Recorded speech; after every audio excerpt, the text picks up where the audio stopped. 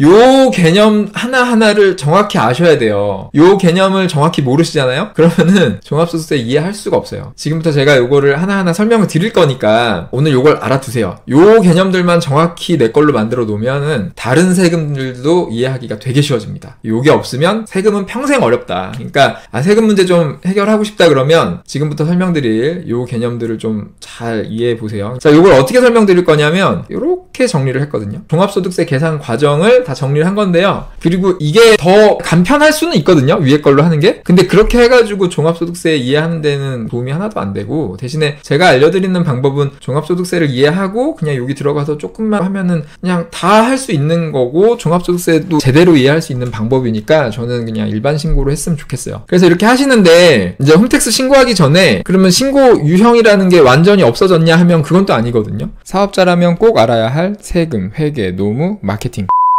근로소득세 내는 넌 모르는 이 종합소득세 내는 세계가 있단다. 이런 대사가 나와요. 저 더글로리에. 이게 사실 되게 잘못된 얘기죠. 왜냐면 근로소득세라는 건 없어요. 사실은 근로소득에 대한 소득세도 종합소득세로 내는 거거든요. 그리고 사업자들도 사업소득을 종합소득세로 내는 거고. 근데 왜 그러냐면 회사 다닐 때는 종합소득세를 안 내니까 근로소득에 대해서는 종합소득세 신고를 안 하는구나 라고 생각할 수 있는데 근데 사실은 그렇지가 않다. 사실은 뒤에서 자세히 설명드리겠지만 근로소득에 대해서도 종합소득세 신고를 해야 되는 거고요. 그래서 실제로 그렇게 내고 있는데 이게 이제 연말정산이라는 시스템으로 사업자들이 다 대신 해주다 보니까 회사원들이 직접 종합소득세를 신고하지 않다 보니까 이제 잘 모르는 건데 근데 그냥 그렇게 넘어가도 되긴 하는데 사실 원래는 5월달에 종합소득세 신고를 하는 거거든요. 그래서 사실은 그 회사원분들도 5월달에 홈택스에 들어가서 종합소득세 신고를 해볼 수 있어요. 제출 안 하고 그냥 해볼 수 있잖아요. 이걸 해보면 2월달에 회사에서 연말정산 해준 게 그게 제대로 된 건지 잘못한 게 있는지 이렇게 확인해 볼 수가 있고요. 만약에 돌려받을 게 더 있는데 못 받은 게 있다 그러면은 거기서 제출만 하면 바로 또 돌려받을 수 있거든요. 그러니까 근로자분들도 5월달에 종합소득세 신고를 홈택스 들어가서 한번 해보면 좋죠. 해보면 회사에서 이 소득세 신고를 제대로 한 건지 아니면 뭐 빼먹은 게 있는지 확인해 볼 수 있고 빼먹은 게 있다면 내가 바로 돌려받을 수 있는 거니까 그래서 그렇게 해보면 좋을 것 같고 그 다음에 사업자분들은 뭐 사업자 본인의 사업소득을 종합소득세 신고해야 되는 건 물론이고 직원분들 거 종합소득세 신고를 2월달에 연말정산하면서 한 분 한 분 다 신고를 해줘야 되기 때문에 이 종합소득세를 모르고 사업을 한다는 게 말이 안 되죠. 특히 직원 쓰시는 분들은. 그래서 오늘 종합소득세 준비를 했는데 요 순서로 준비를 했어요. 일단 종합소득세가 어떤 건지 좀 개념 설명을 드리고 그 다음에 홈택스에서 종합소득세 신고할 때 신고 유형이 있거든요. 그 신고 유형이 어떻게 구분이 되는지 알려드리고 그 다음에 이제 홈택스에서 신고하는 방법 알려드리고 그리고 나서 세무사한테 이제 맡겨야만 되는 경우가 있어요. 내가 신고할 줄 알더라도 내가 하면 안 되는 경우가 있거든요. 그런 경우에 신고하면 안 되니까 그래서 그런 경우가 어떤 건지 그리고 사업자들은 사업소득을 종합소득세로 신고할 때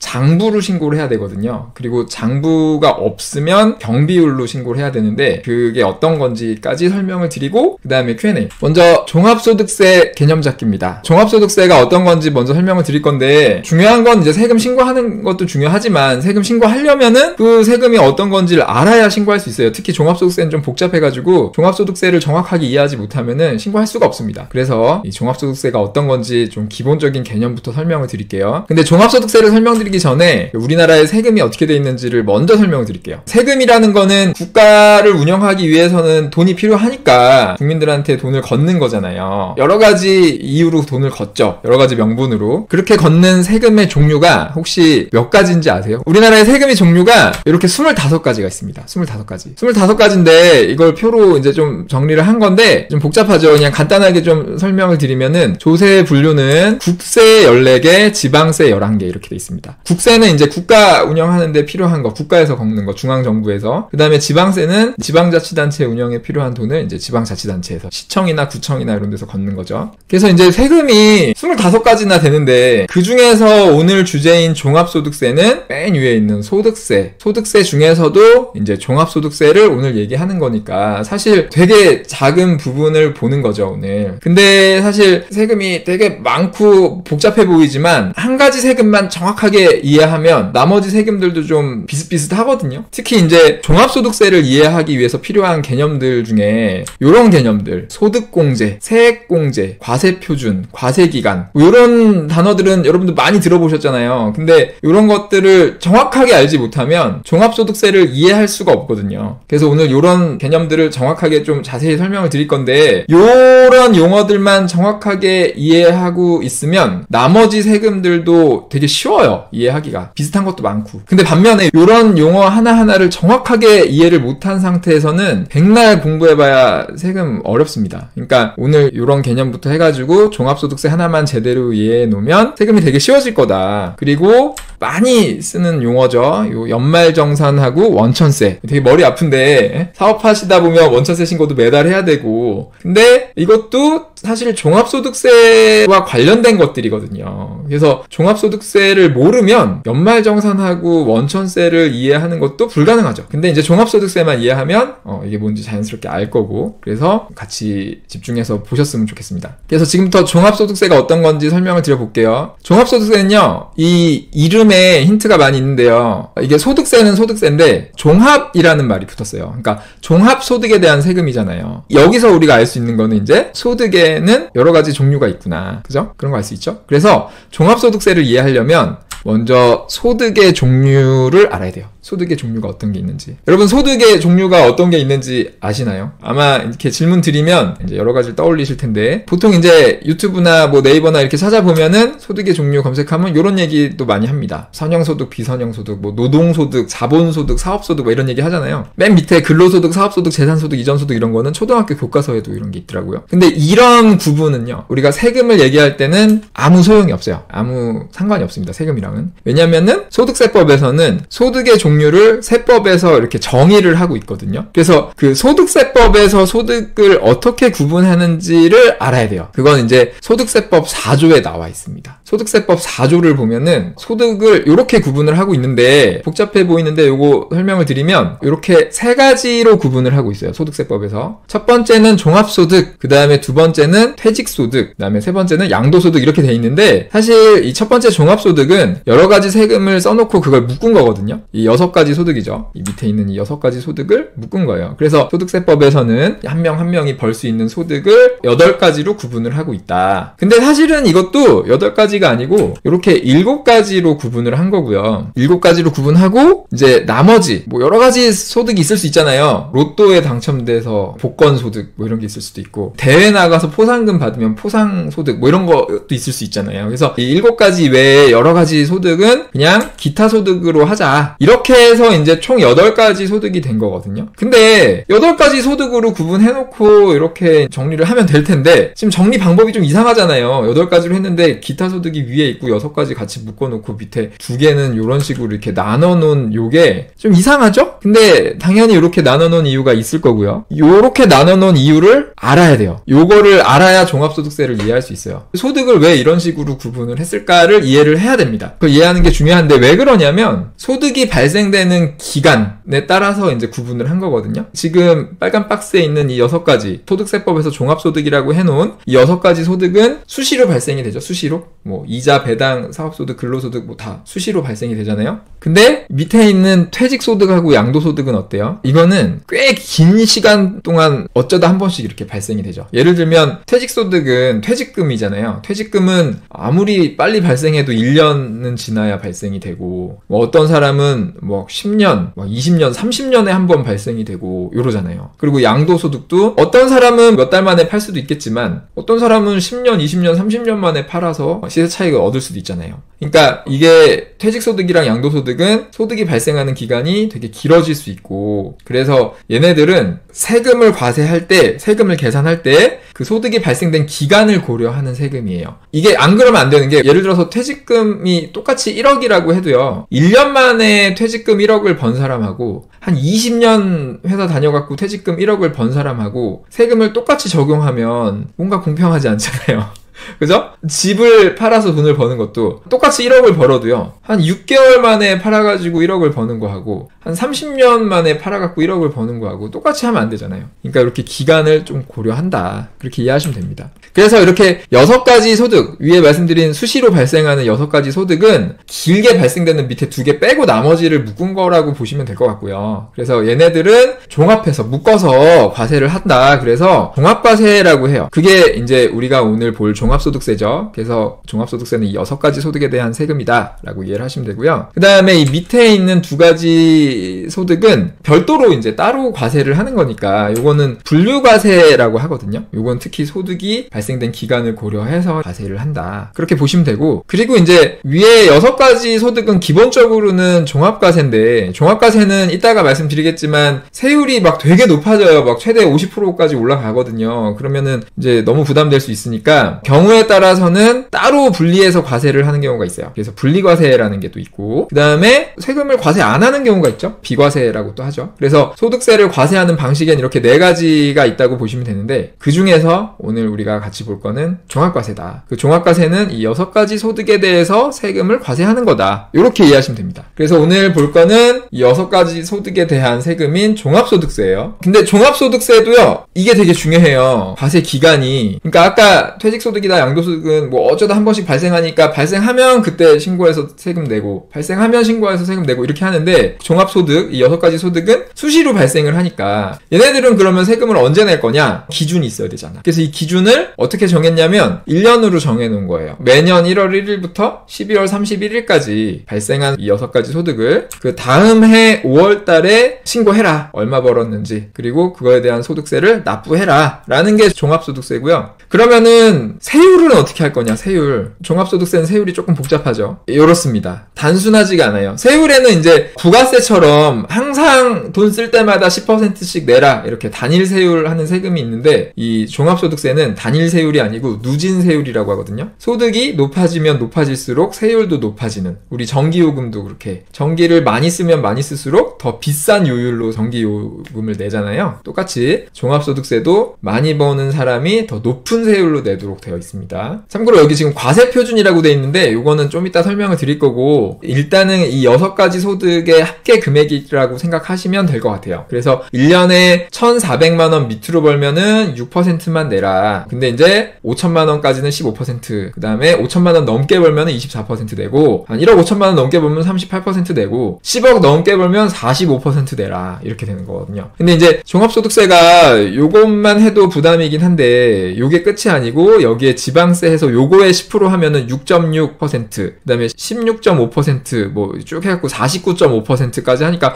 거의 50%까지 내는 거고, 사실은 여기에다가 이제 건강보험료가 한 8점 몇 프로 따라오죠. 그 다음에 국민연금도 한 9% 따라오기 때문에 그거까지 더하면은 거의 뭐 20%에서 밑으로 가면 국민연금은 좀 줄어드니까 뭐 한 8%까지 더하면은 최소 20%에서 많으면 50% 넘게 내거든요. 실제로 번 돈에서 소득세랑 보험료까지 내는 걸 다 감안하면은 최소 20%에서 50% 이상 낸다. 그러니까 평생 우리가 버는 돈의 20에서 50%를 내는 거니까 어마어마하게 많이 내는 건데, 이 룰을 모르고 낸다는 게 말이 안 되죠. 그러니까 요거는 좀 잘 알아두셨으면 좋겠고요. 오늘 자세히 설명드릴게요. 자, 그리고 보면은 제가 아까 잠깐 말씀드리긴 했는데, 왼쪽에 6가지 소득 중에서 보면은 요 근로소득이 있죠. 근로소득. 근로소득은 근데 우리가 회사 다닐 때 받는 게 근로소득인데, 회사 다닐 때 종합소득 신고 한 번도 안 했는데 종합소득세 아닌 거 아니야? 이렇게 생각할 수 있잖아요. 저도 그랬고. 그게 왜 그러냐면, 이제 근로자들의 종합소득세는 사업자들이 신고하게 돼 있어요. 사업자들이 1월에서 12월 동안 월급 준 거를 다음 해 2월 달에 우리 회사에서 누구한테 얼마를 줬습니다 하고 이제 신고를 하는 거예요. 그게 이제 신고를 해야 사업자가 급여 준 거를 비용으로 처리할 수도 있고요. 근데 그렇게 신고할 때 누구한테 얼마를 줬습니다로 끝나는 게 아니고, 그래서 이 사람은 뭐 소득공제가 얼마고 뭐 부양가족이 몇 명이고 세액공제가 얼마고 뭐 이런 거 다 해가지고 한 명 한 명의 종합소득세를 계산해서 신고하고 정산 다 해가지고 다시 돌려주는, 환급까지 다 해주는 이런 걸 하는 게 이제 연말정산이죠. 그래서 연말정산을 하는 게 사실은 사업자가 직원 한 명 한 명의 종합소득세 신고를 해주는 거다. 그렇게 되는 거고요. 그래서 이제 근로소득만 있는 사람은 종합소득세 신고를 2월 달에 사업자가 해준 연말정산으로 대체할 수 있는 거예요. 그래서 5월 2월달에 종합소득세 신고를 안 해도 되는 겁니다. 근로소득만 있는 사람은 2월달에 회사에서 연말정산을 했으면, 회사에서 해줬으면 5월달에 종합소득세 신고를 안 해도 되는 거다. 근데 해도 돼요. 다시 해도 됩니다. 그래서 아까 말씀드린 것처럼 그냥 홈택스 들어가셔가지고 조회해보면 2월달에 회사에서 신고한 게 싹 조회가 되거든요. 그럼 그거 보고 제대로 했으면 그냥 꺼버리면 되고요. 만약에 봤는데 뭐가 제대로 안 돼 있어. 그러면 내가 제대로 안 된 거, 뭐 빼먹은 거 이렇게 넣어가지고 신고하면은 내 계좌로 바로 또 환급이 됩니다. 원천세 미리 냈던 게 환급이 돼요. 그러니까 해보시면 좋겠죠. 그래서 그렇게 하는 방법은 뒤에서 알려드릴게요. 자, 그래서 종합소득세가 어떤 건지 이제 대충 설명드렸어요. 대충 설명드려서 어떤 건지 대충 아시겠죠? 근데 사실 이렇게만 들어서는 종합소득세가 뭔지 정확하게 알기 어렵고요. 종합소득세를 계산할 수도 없고 신고할 수도 없습니다. 그래서 이제 지금부터는 종합소득세를 어떻게 계산하는 건지, 그러니까 종합소득세가 어떻게 계산이 되는 건지를 정확하게 설명을 드릴 건데, 이거를 이해하려면은 지금 여기 막 이렇게 저렇게 써놓은 요 개념 하나하나를 정확히 아셔야 돼요. 요 개념을 정확히 모르시잖아요? 그러면은 종합소득세 이해할 수가 없어요. 근데 이제 지금부터 제가 요거를 하나하나 설명을 드릴 거니까 오늘 요걸 알아두세요. 요 개념들만 정확히 내 걸로 만들어 놓으면은 아까 말씀드렸듯이 다른 세금들도 이해하기가 되게 쉬워집니다. 이게 기본 개념이기 때문에 요게 없으면 다른 세금도 어렵다. 세금은 평생 어렵다. 그러니까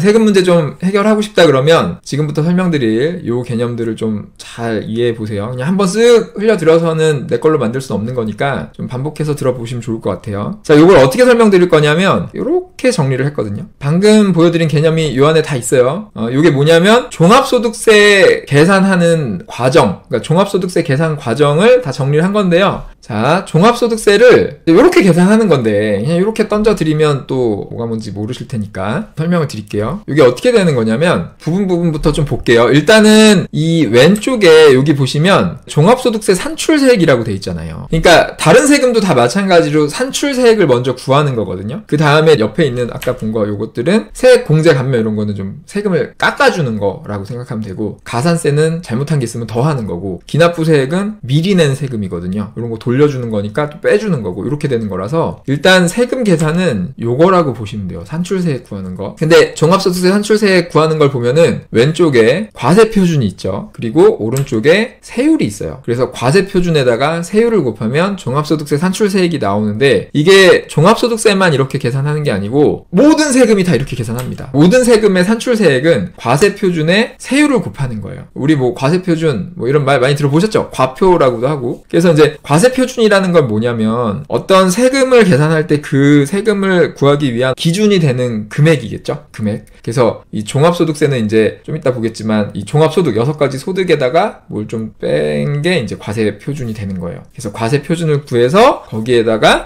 세율을 적용하면 그게 산출세액이다. 요거는 그냥 외우셔야 됩니다. 이거는 당연히 알고 있어야 돼요. 모든 세금이 다 이렇게 구하는 거니까 종합소득세도 이렇게 구하는 거다. 근데 이제 종합소득세는 과세표준을 구하는 것부터가 조금 까다롭죠. 조금 까다로워요. 그래서 요거를 또 들여다보면은 종합소득세의 과세표준은 요렇게 구하는 겁니다. 요렇게. 여기 보면은 먼저 크게 3가지인데 첫 번째는 종합소득액을 구해요. 종합소득액은 사실 어렵진 않아요. 아까 종합소득은 6가지라 그랬으니까 내가 작년 1월부터 12월 31일까지 번 이 6가지 소득을 다 합치면 돼요. 그냥 합치면 된다. 어렵지 않죠? 이 합친 금액에다가 세율 적용하면 이제 종합소득세 산출세액이 나오는 건데, 근데 이제 경우에 따라서 이제 좀 세금을 부담을 좀 줄여주기 위해서 이 옆에 소득공제를 해줍니다. 소득공제는 말 그대로 소득을 깎아주는 거예요. 소득을 깎아주는 거다. 내가 예를 들어서 작년에 6가지 소득 다 해가지고 5천만 원 벌었는데 소득공제를 한 2천만 원, 3천만 원 뭐 이렇게 깎아주기도 해요. 그러면 나는 2천만 원만 세금을 내면 되는 거죠. 소득공제는 여기 뭐 여러 가지 써놨는데 이거 말고 되게 많고요. 제가 따로 정리해놨는데, 근로자분들은 근로소득 기본공제도 꽤 많이 들어가고, 여기에 이제 제일 많이 하는 게 이제 부양가족에 대해서 인적공제 한 명에 150만 원씩 해주는 거. 그래서 예를 들어서 4인 가족이다 그러면 600만 원 그냥 깎아주죠. 그리고 국민연금 낸 거 다 깎아주고, 근로소득자분들은 보험료,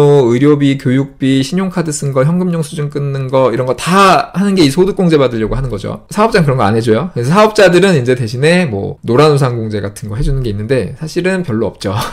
좀 아쉽긴 한데 아무튼 그래서 소득공제가 이렇게 된다. 자세한 거는 따로 정리한 거 보시고 오늘은 이렇게 넘어갈게요. 그래서 종합소득의 6가지 소득 구한 거에서 소득공제를 빼면은 그게 과세표준이 되는데 밑에 한 가지 더 있죠. 2월 결손금이라는 거는 이거는 사업자분들한테만 해당이 될 건데 결손금이라는 거는 사업할 때 적자 날 수도 있잖아요. 사업했는데 적자 났어. 그러면은 소득이 마이너스가 되는 거죠. 그럼 그 마이너스를 그냥 날리는 게 아니고 2월 시켜요. 다음 해 또는 그 다음에 해서 최대 15년까지 2월을 시켜서 15년 내에 소득이 발생하면 2월 시켜서 이렇게 빼주는 거예요. 그래서 과세표준을 줄여준다. 이제 적자가 나도 세금 신고를 제대로 해야 이렇게 결손 처리를 할 수 있기 때문에 적자 났다고 세금 신고 대충 하고 이래도 안 되겠죠. 그래서 이렇게 해서 과세표준을 구한다. 과세표준 아시겠죠? 그 다음에 이제 여기 세율을 곱해야 되는데 세율은 어떻게 되냐면 뭐 아까 대충 설명드리긴 했지만 이렇게 과세표준에 따라서 세율이 달라지는 누진세율이고요. 종합소득세율은 지금 이렇게 되는데 이거 보시면 제일 많이 여쭤보시는 게 그러면은 예를 들어서 내가 1년에 8,700만 원을 벌었다. 그러면은 요 구간에 들어가니까 세금을 24%만 내면 되는데 근데 만약에 내가 한 200만 원 더 벌어가지고 8,900만 원을 벌면은 아니 갑자기 35%로 내면은 대충 계산해봐도 세금이 훨씬 많이 나오는데 이거 뭐 잘못된 거 아니냐 이렇게 또 많이 여쭤보시는데 이제 그렇게 할 리가 없죠. 그렇게 하는 게 아니고 내가 8,900만 원을 벌었으면은 8,800만 원 넘어가는 거에 대해서만 35%를 적용합니다. 그러니까 8,900에서 8,800 빼면은 100만 원이잖아요. 그럼 100만 원에 대해서만 35% 적용해서 35만 원 계산하고 그 다음에 8,800 중에서도 5천만 원 빼면은 3,800만 원에 대해서 24% 적용하고 이런 식으로 해서 구간별로 계산해서 더하는 거다. 그렇게 해야 합리적이죠. 아무튼 그렇게 해서 산출세액은 이렇게 과세표준하고 세율을 곱해서 계산을 한다. 이렇게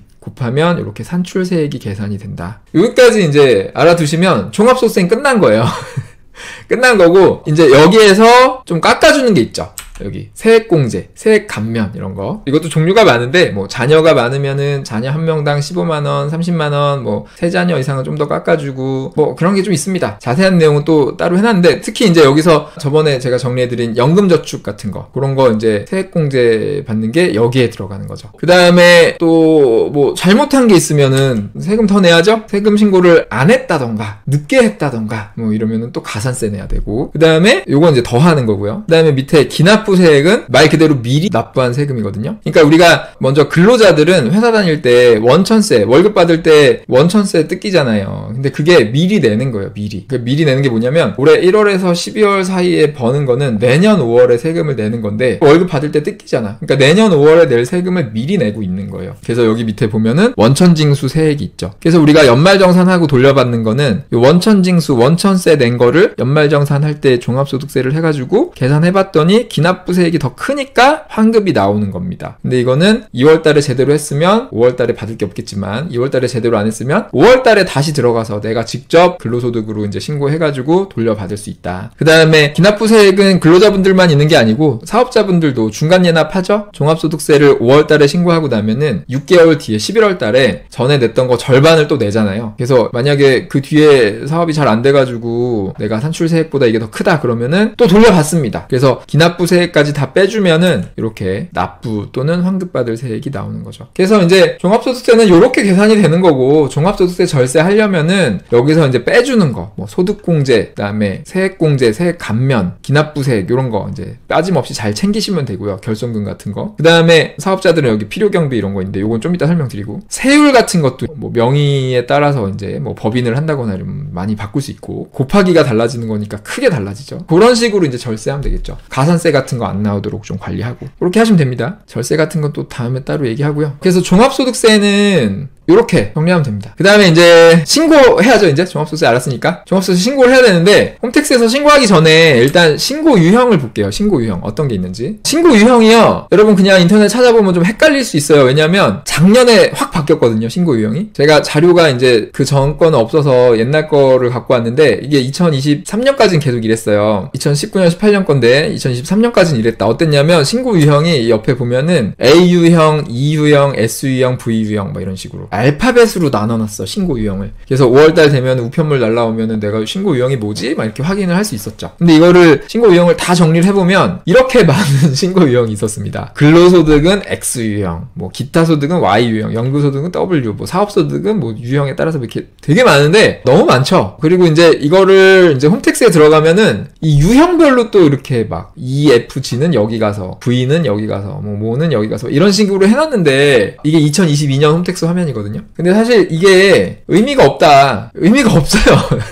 실제로 제가 그래서 오래전부터 이거 신고 유형 이렇게 구분하는 거 의미 없고 그냥 들어가서 일반 신고를 하면 된다. 종합소득세 신고가 어떻게 되는지만 알면은 그냥 일반 신고 가서 모든 유형을 다 똑같은 방법으로 신고할 수 있는데 오히려 저렇게 신고 유형을 나눠놓으니까 더 헷갈리고 잘못되는 경우도 되게 많거든요. 그래서 이제 이런 얘기를 했는데 없어졌어요. 신고 유형이. 이런 알파벳으로 되는 거는 결국 없어졌고요. 그래서 작년에 2024년에 종합소득세 신고 홈택스 화면을 보면은 없죠. 알파벳은 이제 없고요. 근데 여전히 이상한 유형들이 있습니다. 여기 보면은 모두 채용 신고, 뭐 단순경 비율, 근로소득 신고 이렇게 구분을 해놨는데 이것도 필요 없다. 이것도 필요 없습니다.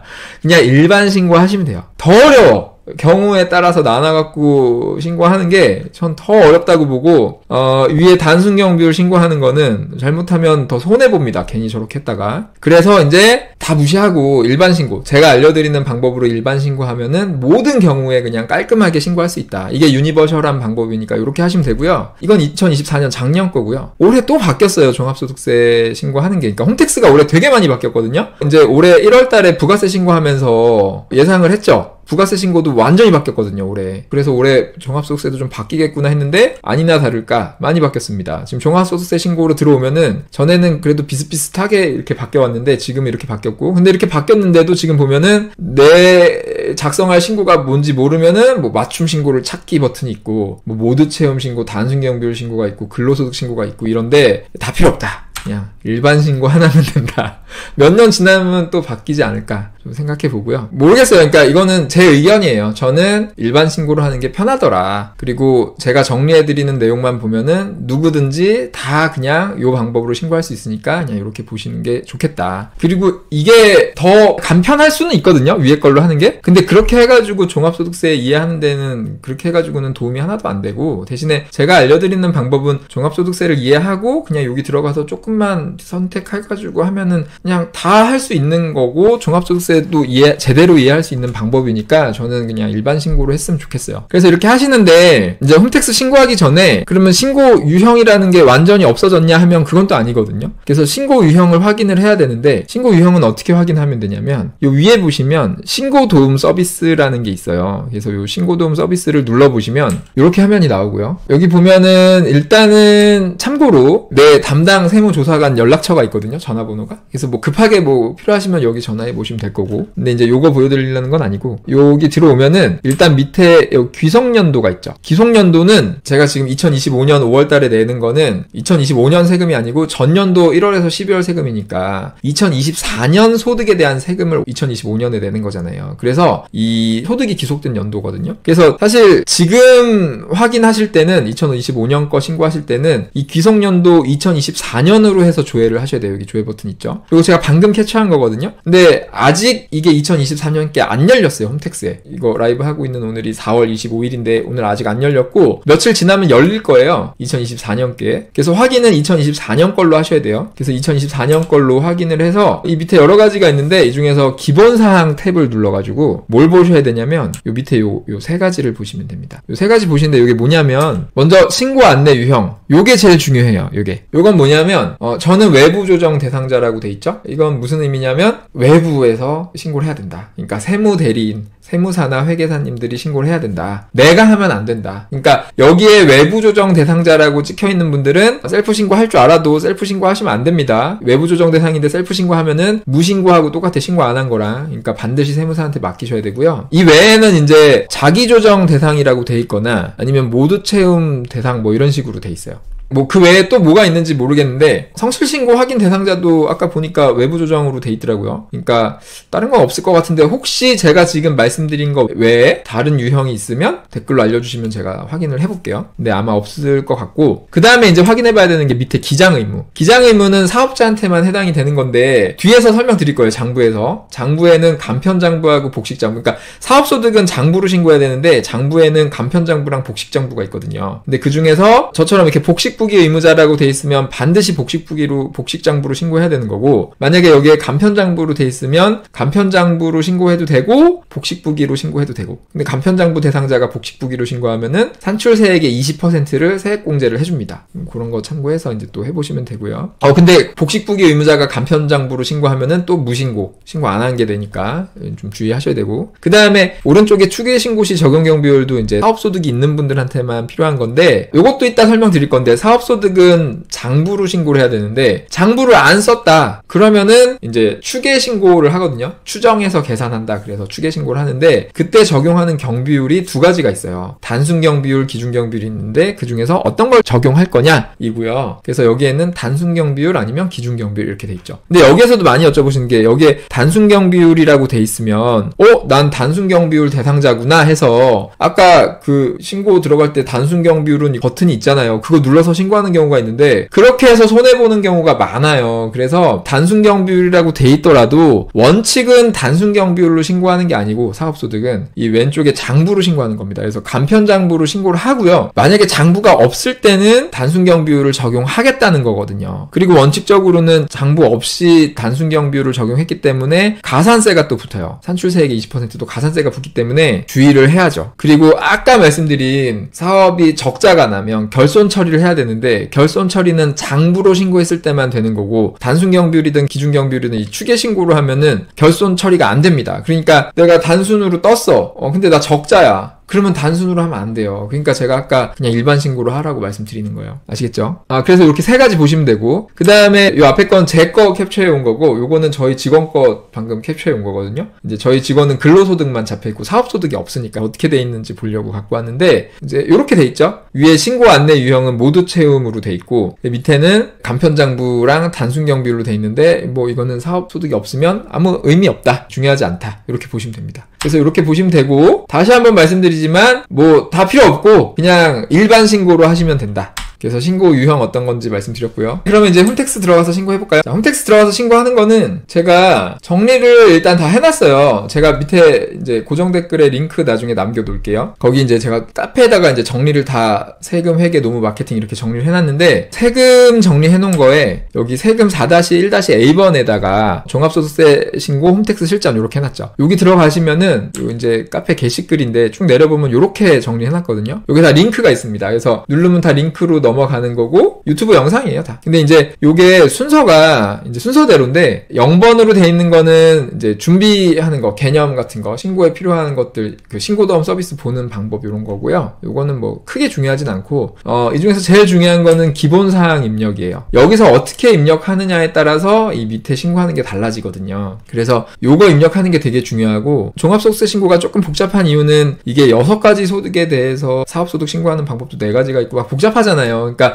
경우의 수가 많아서 복잡한 건데, 이거를 무슨 소득을 어떻게 신고할 거냐를 여기서 입력하는 거거든요. 그래서 종합소득세 신고가 어떻게 되는지를 정확하게 이해하고 싶으신 분들은 요 영상, 요 1번에 정리해드린 영상 하나만 보시면 이해가 될 거예요. 그래서 여기에서 이제 입력해서 내가 갖고 있는 소득이 어떤 게 있는지, 그 다음에 사업소득이 있다면 그 사업소득을 어떻게 신고할 건지를 여기다 입력하시면 되는데, 자세한 내용은 요거 보시면 되고, 그 다음에 이제 2번은 소득 금액을 입력하는 건데, 사실 사업소득 말고 딴 거는 뭐 그냥 다 조회가 되거든요. 너무 쉬운데 사업소득은 이제 장부를 가지고 막 입력을 해야 되기 때문에 조금 어려운데, 요건 뒤에서 또 말씀드릴게요. 자세히. 어렵다기보다 조금 복잡한데, 그거는 이제 장부별로 뭐 여러 가지 경우의 수별로 제가 다 정리해놨으니까 요것도 이제 필요하신 거 보시면 되고요. 그 다음에 여기까지 하고 나면은 밑에서는 뭐 거의 자동으로 되는 거거든요. 자동으로 다 되는데 뭐 이 중에서 소득공제나 세액공제 같은 거는 뭐 빠진 게 없이 좀 다 넣을 수 있게 좀 확인해 보시면 되는 거고. 그래서 이렇게 하면 이제 종합소득세 신고 되는 거고요.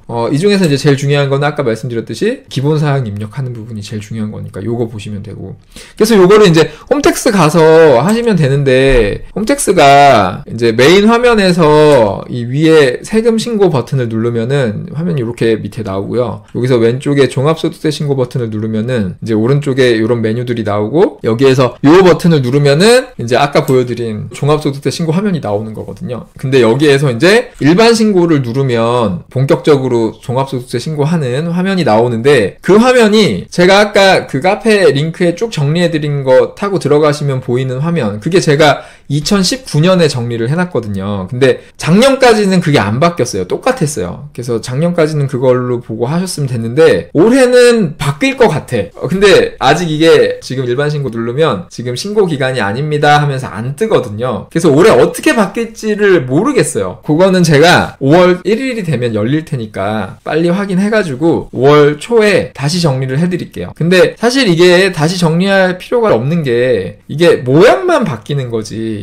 신고하는 거는 바뀔 수가 없거든요. 똑같거든요. 그러니까 혹시 좀 늦게 올려드리더라도 아까 올려드린 거 보면서 방법을 이해를 하시면 구성이 어떻게 바뀌어도 다 신고할 수 있으니까 그렇게 하시면 됩니다. 그리고 참고로 작년에는 이렇게 홈택스가 생겼었고, 작년에는 여기서 세금 신고 버튼 누르면은 이렇게 화면이 나와서 여기서 이제 일반 신고를 누르면은 이런 화면으로 넘어와서 여기에서 일반 신고 들어와서 이제 여기서 정기 신고 누르고 들어가면 되는 거였죠. 그래서 여기서 누르고 들어가면은 작년까지는 화면이 요랬다. 작년 거죠? 기속연도가 재작년이니까. 그래서 요렇게 해서 이제 보면은 왼쪽에 순서대로 이제 종합소득세 신고하는 게 아까 제가 계산하는 거 쭉 그림으로 그려드린 거랑 사실 순서가 똑같거든요. 그런 순서로 이제 쭉 계산을 하는 거고요. 기본사항 입력하고 종합소득 구한 다음에 소득공제하고 과세표준 구한 다음에 세액공제하고 뭐 기납부세하고 과산세하고, 그래서 세금 계산, 납부할 세금 계산하고 이렇게 하는 건데, 요 과정은 요 화면 똑같이 제가 여기다가 아까 보여드린 여기다 다 정리해놨으니까 요거 보시면 돼요. 제가 뭐 오늘 이거 옛날 거 다 보여드릴 필요도 없을 것 같고요. 그 다음에 올해 새로운 건 지금 안 되니까 홈택스 신고 방법은 정리해놓은 게 이렇게 되어 있다라고만 말씀드리고 넘어갈게요. 그리고 필요하면 5월 초에 다시 한번 정리를 해드리면 될 것 같습니다. 그 다음에 이거 셀프 신고는 뭐 이렇게 정리해드린 거 보면서 하면 되는데, 셀프 신고를 하면 안 되는 경우가 있거든요. 아까 말씀드린 대로 신고 유형 들어가셔서 외부 조정으로 돼 있다. 그러면은 내가 하면 안 돼요. 맡기셔야 돼요. 근데 그게 기준이 있잖아요. 그 기준이 뭔지를 설명을 드릴게요. 그럼 내가 직접 판단할 수도 있으니까. 그 기준이 되는 게 뭐냐면 수입 금액이라는 걸 기준으로 하거든요. 그리고 참고로 이 수입 금액이라는 용어도 우리가 보통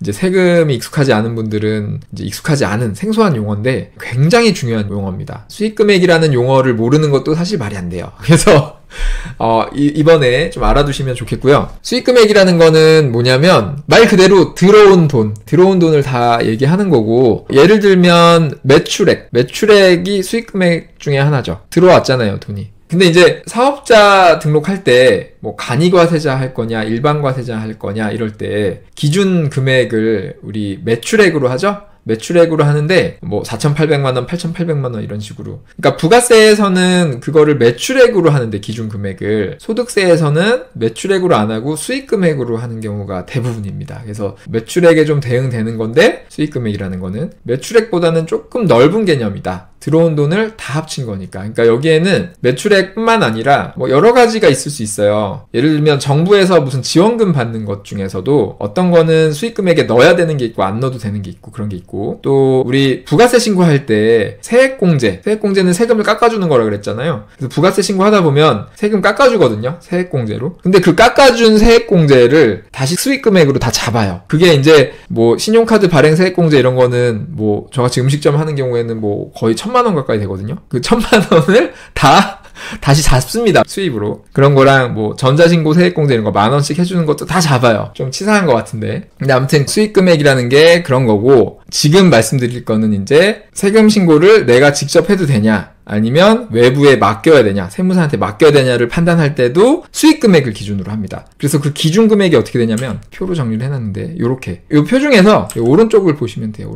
오른쪽에서도 이제 여기 외부 세무 조정 대상 사업자를 보시면 되는데 여기 보면은 6억, 3억, 1억 5천 이렇게 나뉘어져 있는데 이거는 업종에 따라 달라서 그렇고요. 이 업종은 글씨가 작아서 뭐 잘 안 보이시겠지만 왼쪽에 보면은 맨 위에 가업종은 도소매업 뭐 그런 거고, 두 번째는 뭐 제조업, 숙박업, 뭐 음식점업 이런 것들, 그 다음에 다는 부동산 임대업, 서비스업 이런 것들입니다. 그래서 업종에 따라서 예를 들어서 음식점이다 그러면 1년 동안 수익 금액이, 매출액이라고 하면 정확하진 않으니까 매출액 같은 수익 금액이 3억이 넘었다 그러면 외부에 맡겨야 돼요. 근데 그게 언제를 기준으로 하냐면 전년도 수익 금액을 기준으로 해요. 직전년도. 그러니까 2025년 5월 달에 종합소득세 신고하는 거는 2024년에 소득을 신고하는 거잖아요. 근데 그 기준 금액을 보는 거는 그 직전 연도, 그러니까 2023년 거를 보는 거예요. 그래서 2023년도에 매출액, 그러니까 수익 금액이 3억이 넘었다 그러면 2024년 거를 2025년에 신고할 때 외부에 맡겨야 된다, 이렇게 보시면 됩니다. 그 다음에 성실신고 확인 대상자라는 거는 더 높은 기준으로 보는 게 있는데, 요거는 과세 연도, 그 해당 연도의 수익 금액을 기준으로 합니다. 만약에 작년에 2024년에 3억이 넘었어도 재작년에 3억이 안 넘었으면 내가 신고해도 돼요. 근데 작년에 7억 5천이 넘었다 그러면은 그냥 성실신고 확인 대상자가 돼서 올해 성실신고를 하셔야 됩니다. 성실신고 대상이 이번에 되신 분들은 우편물 받으셨을 거고요. 4월 중에 세무대리인 선임해가지고 신고하셔야 돼요.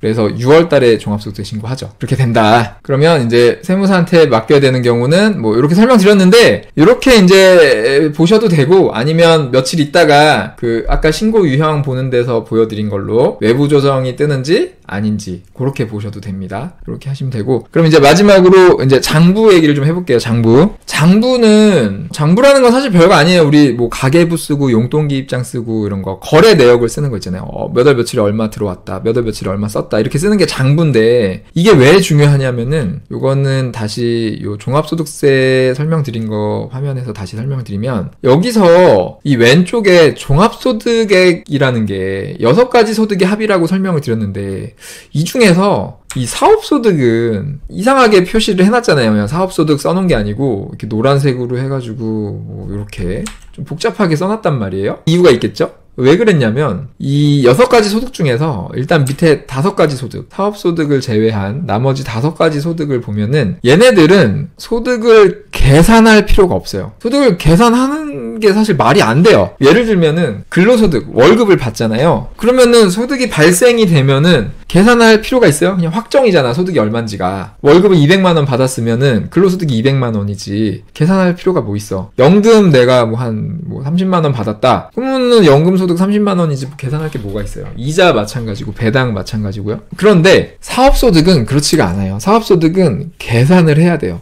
계산을 해야 돼. 예를 들어서 오늘 제가 장사를 하는데 100만 원이야 매출이. 그러면 내가 얼마 벌었냐 하면은 모르잖아요. 100만 원을 팔기 위해서 내가 뭐 한 20만 원만 썼으면 나는 80만 원을 번 거지만, 100만 원을 팔기 위해서 한 300만 원 썼다. 근데 100만 원밖에 못 팔았다. 그러면 나는 200만 원 까먹은 거잖아. 그러니까 사업소득은요, 계산도 해야 되고요. 얘는 심지어 마이너스도 나와요. 마이너스 200만 원도 나오고 뭐 이럴 수 있잖아요. 근데 나머지 소득들은 마이너스라는 게 말이 안 되잖아요. 있을 수가 없죠. 그러니까 사업소득은 좀 다르다. 그래서 이렇게 표시해 놓은 거고, 계산이 필요한 건데 그 계산을 하는 방법이 이렇게 된다라고 써놓은 거예요. 요거는 이제 소득세법에서 정의를 해놓은 겁니다. 사업소득은 이렇게 계산해라 라고 해서, 총 수익 금액은 아까 그 수익 금액 말씀드린 거 다 합친 거, 1월 1일부터 12월 31일까지 다 합친 거, 예를 들면 매출액 같은 걸 다 합친 거죠. 매출액보다는 좀 더 많겠죠. 그 다음에 필요경비는 사업할 때 쓴 돈을 다 합친 거예요. 그래서 총 수익 금액이랑 필요경비라는 용어도 아셔야겠죠. 그래서 이제 요 사업소득을 계산하기 위해서는 총 수익 금액하고 필요경비를 계산을 해야 되는데, 그래서 총 수익 금액에서 필요경비를 빼야 되는데, 이거를 계산하기 위해서 반드시 필요한 게 이제 장부가 필요합니다. 합니다. 장부. 왜냐면은 이제 장부라는 게 몇 월 며칠 날 얼마 들어왔다, 몇 월 며칠 날 얼마 썼다, 이걸 쭉 쓰는 거잖아. 근데 이렇게 1년 동안 쭉 쓴 다음에 이거를 그냥 취합하기만 하면 되거든요. 이 중에서 1월 1일부터 12월 31일까지 쓴 거 중에서 들어온 돈 얼마인지 쫙 더하면 그게 총수익 금액이 되는 거고, 쓴 돈 얼마인지 싹 더하면 그게 필요경비가 되는 거잖아요. 그래서 장부를 써서 사업소득을 계산한다라고 이해하시면 되고요. 근데 이제 장부를 내가 막 노트에 적어가지고 내면은 국세청이 그걸 감당할 수가 없잖아요. 확인할 수가 없잖아. 그래서 국세청에서 사업소득 신고할 때는 이런 장부를 쓰세요 하고 만들어 놓은 양식이 있거든요. 그 양식이 두 가지가 있습니다. 간편장부, 복식장부, 이렇게 두 가지가 있는 거고, 그래서 사업소득은 원래 장부로 신고해야 되는 거예요. 근데 만약에 사업자가 장부를 안 썼네? 그럼 어떻게 해? 그러면 국세청이 대신 써줄 수도 없고, 그럴 때에 대비해서 이제 만들어 놓은 게 추계신고입니다. 추계신고는 말 그대로 이제 추정해서 계산한다. 수익금액은 대충 뭐 매출액, 카드 매출이랑 현금 영수증 매출이랑 막 세금 계산서랑 이게 잡히니까 그 매출을 기준으로 필요경비가 얼마인지 경비율이라는 걸로 이제 계산을 하겠다는 건데, 경비율엔 이렇게 두 가지가 있죠. 단순경비율, 기준경비율. 단순경비율은 예를 들면 음식점은 90% 막 이렇게 나오거든요. 그러면은 매출이 뭐 한 1억이다. 그러면 90%를 비용으로 잡겠다. 그래서 9천만 원 비용으로 잡아서 나머지 1천만 원, 1억에서 9천만 원 빼서 1천만 원을 사업소득으로 잡겠다. 뭐 요런 겁니다. 기준경비율은 조금 복잡하니까 요거는 그냥 넘어가고 따로 설명해 드린 거 있으니까 그거 보시면 되고요. 궁금하신 분들은. 그렇게 해서 사업소득을 계산하는 방법은 이렇게 네 가지가 있다라고 보시면 돼요. 장부로 계산하는 거 두 가지, 추계로 하는 거 두 가지. 근데 내가 이 중에서 뭐 원하는 대로 할 수 있는 건 아니고, 원래는 장부로 해야 되는데 장부 안 썼을 때는 추계 신고하는 거고, 그러면 가산세가 붙는 거고요. 그리고 장부를 신고할 때도 아까 신고 유형에서 보여드린 대로 간편장부 대상자는 둘 다 할 수 있지만, 선택해서 할 수 있지만, 복식부기 의무자는 복식장부로만 해야 된다. 이렇게 하시면 되고, 그러면 장부는 어떻게 쓰냐? 예, 장부 제가 다 해놨죠. 그래서 장부를 그냥 이렇게 쓰시면 돼요. 그냥 날짜 쓰고 뭐 내역 쓰고 금액 쓰면 되는데, 이렇게 쓴 거를 제출하면 안 된다 그랬잖아요. 제출은 어떻게 하냐? 소득세 신고할 때 먼저 간편장부는 요게 간편장부입니다. 이게 실제로 종합소득세의 간편장부 신고서예요. 그래서 여기 왼쪽에 보면 총수익금액 및 필요경비 명세서, 그러니까 총수익금액이랑 필요경비 구해서 이거 빼면은 그게 사업소득이라 그랬잖아. 그 명세서 쓰는 게 하나 있고요. 오른쪽에 보면은 요걸 가지고 간편장부 소득금액 계산, 요거 두 개 빼면 소득금액이라 그랬잖아.